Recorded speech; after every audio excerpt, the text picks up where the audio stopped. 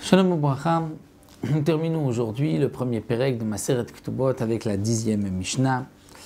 Amar Rabbi Yossé nous dit Maaseh betinoket sheyarda lemalot ma'im minayin.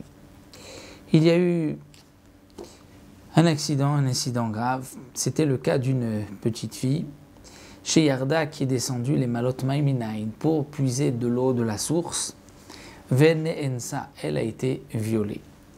Et la question qui se pose, est-ce qu'ensuite cette jeune fille, cette petite fille pourra se marier avec un Kohen ou pas? Si l'homme qui l'a violée était un non-juif ou était un homme qui la rendra pasoul à un Kohen, elle serait interdite à un Kohen.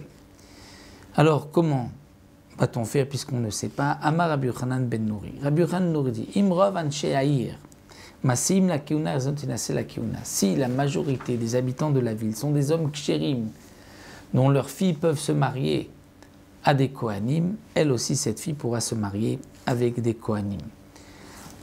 Pourquoi? Parce qu'on considère, par cette majorité des habitants de la ville, que certainement que l'homme qui l'a violée est aussi un homme kasher pour un Kohen, et donc elle n'est pas interdite dorénavant à un Kohen.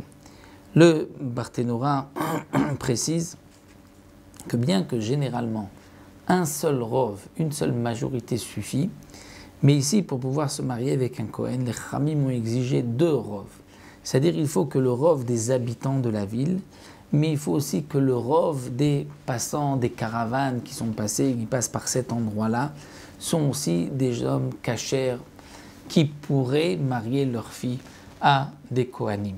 Et donc lorsqu'on a 2 rovs, c'est là qu'on va considérer que cette petite fille a été violée par un homme kasher et elle ne sera pas interdite dorénavant à un Kohen.